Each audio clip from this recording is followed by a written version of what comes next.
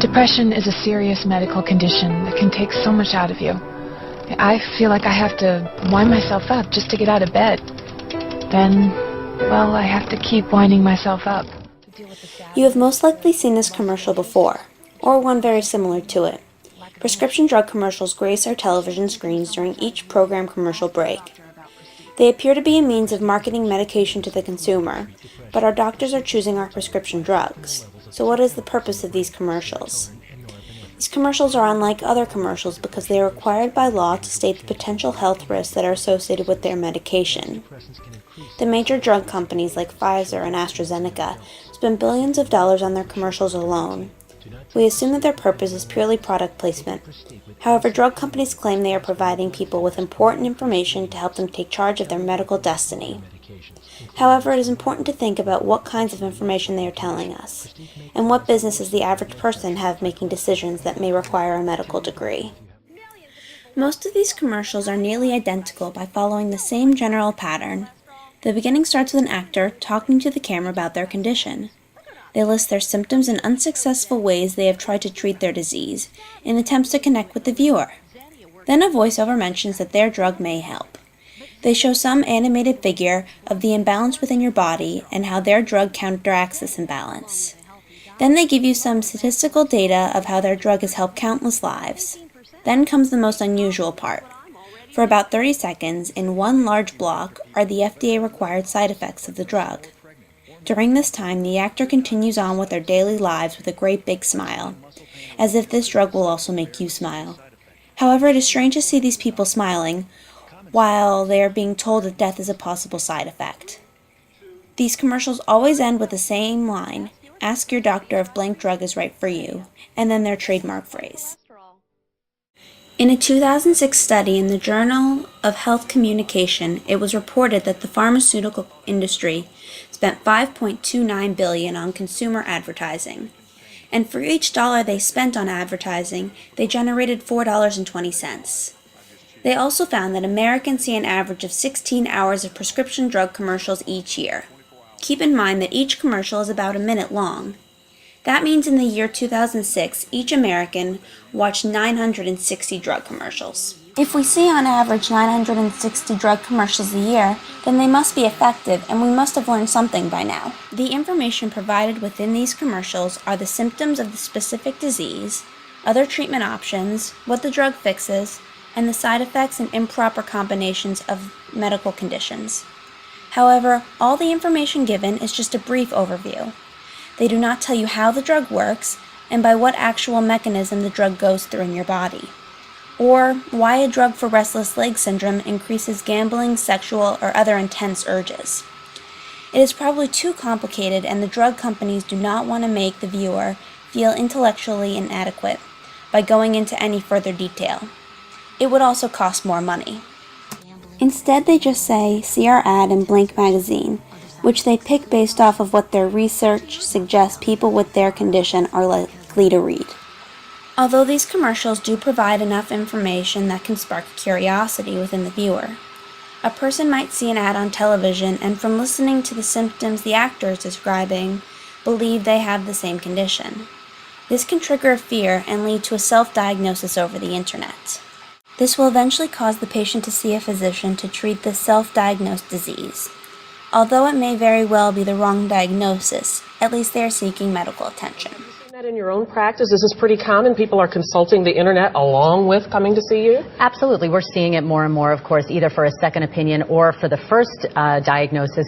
But again, you have to remember that most medical education and training takes about 8 to 13 years, and that knowledge is not all that being a good doctor is. There's experience, there's judgment. It really is an art and a skill to practice medicine. So when patients go to the internet, they have to realize they are getting knowledge, they're getting information, but how to apply it to the individual is where the art comes in. It is important to see if these commercials have an impact on the physician and on the interaction between the physician and the patient. Dr. Janet Strin, an interventional cardiologist of the Valley Hospital, weighs in on the significance of prescription drug commercials. Cardiologist, it doesn't affect me particularly, as most cardiac medications aren't advertised.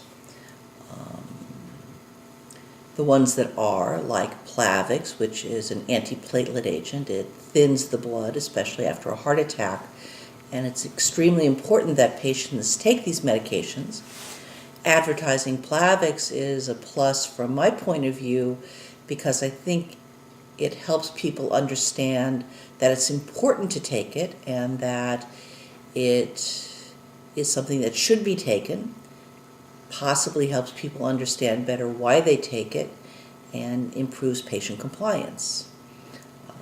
Medications that are for erectile dysfunction, the 3 that are available for men are all still brand name medications, not available as a generic preparation.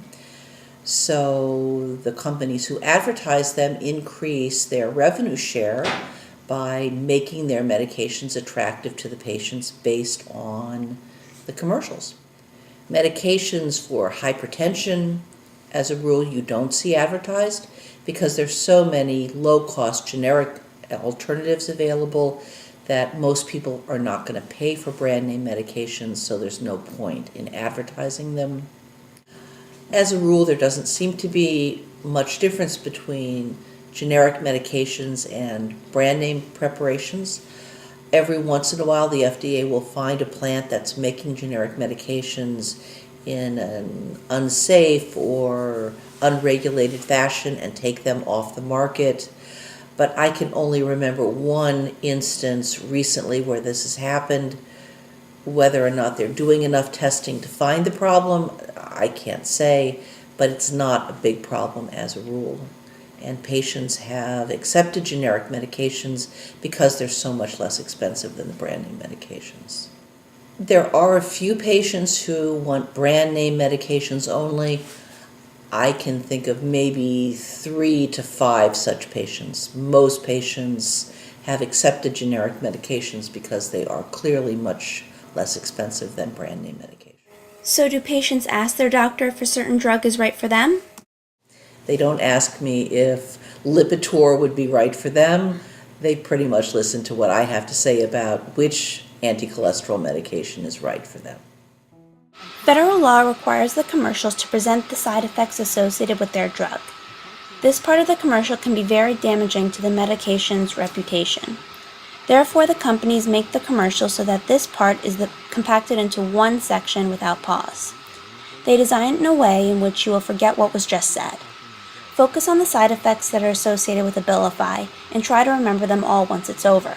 If your depression worsens or you have unusual changes in mood, behavior, or thoughts of suicide, antidepressants can increase these in children, teens, and young adults. Elderly dementia patients taking Abilify have an increased risk of death or stroke. Call your doctor if you have high fever, stiff muscles, and confusion on Abilify, as these may be signs of a life-threatening reaction. Or uncontrollable muscle movements, as these could become permanent. High blood sugar has been reported with Abilify and medicines like it. In some cases, extreme high blood sugar can lead to coma or death. Other risks include dizziness upon standing, decreases in white blood cells, which can be serious, seizures, impaired judgment or motor skills, or trouble swallowing. You can't, can you? Don't worry, it's not your fault. I think your point about how a large percentage of the commercials for drugs on television talk about the side effects, and the fact that that's the last thing they talk about in the commercial makes a lot of drugs seem quite scary. Every time a patient is seen in the hospital by a psychiatrist and they recommend the patient go on Abilify, I won't write the prescription for Abilify because I've heard the commercial on TV and it just sounds much too dangerous to take. It is strange that these companies promote knowledge about their drugs through their commercials because the part that contains the most technical information is specifically designed to make you forget. But it is no wonder why. It is frightening to listen to the amount of times the Abilify commercial linked death as a possible side effect. But sometimes if they make clever comparisons during the side effects section, the drug won't seem as harmful. Drug companies need to take into account the negative media that accumulates due to the side effects. Pfizer is one such company. Their drug Celebrex has a commercial that is made entirely of the side effects and FDA requirements. They are facing the negative media straight on, which gives them the impression that they understand that there are risks involved with taking medication. Although these companies claim they are giving out information, there have been instances when they have produced misleading and confusing commercials. The most recent and talked about case was with the cholesterol-lowering medication Lipitor. This was the specific commercial. Dr. Robert Jarvik, inventor of the artificial heart. People became enraged with Lipitor commercials using Jarvik as their spokesperson. Although he has a medical degree, he is not licensed to practice medicine. People did not appreciate that he was appearing to be giving out medical information without a license, which gives new meaning to the phrase, "I'm not a doctor, but I play one on TV." Also, the scenes where he is depicted rowing is actually stunt double. This not only provides false information to the viewers, but is also incredibly ironic because Lipitor's phrase is, when healthy diet and exercise are not enough, adding Lipitor significantly lowers cholesterol. Good about lending my support to that kind of impact. This ad caused great controversy and was eventually removed from the air. Because of their predictable pattern, prescription drug commercials fall victim to parody. Our society loves to view these, probably in a means to intensify the absurdity of these commercials to a more comical state. You're a little tired lately, run down. You're not yourself. You're losing interest in the things you once loved. Your relationships are suffering. You feel antisocial. If this describes your life, there may be an answer. There may be help. A little pill called ecstasy. Ask your dealer if it's right for you. Ecstasy works by releasing a series of chemicals into your system, endorphins and serotonin. Party! Dude, feel my skin. I think it's moving. The endorphins bring on a sense of nirvana. I think that tree was trying to tell me something. I know the bird was. The serotonin allows you to feel a sense of bliss, lasting for hours on end. What's your name? I love you. Look, it's moving. Ecstasy is not for everyone. Side effects include paralysis, willingness to have sex with Margaret Cho, and listening to crappy techno music. Ecstasy is often made by community college dropouts in trailers or cockroach-infested bathrooms. We have become so accustomed to these commercials that we barely question their existence. But how would you feel if all of our commercial advertising took on their same approach? Now there's something to relieve stress, put a little strut in your step, and add years to your life. It will improve your outlook and where you look out too. It's the New York Lottery. Side effects include incredible happiness, a constant feeling of well-being, and an increased desire to jump up and down shouting hooray, hooray. Ask your accountant if more money is right for you. Do not operate heavy machinery. Have someone do it for you. So play the New York Lottery. You won't feel like your old self again.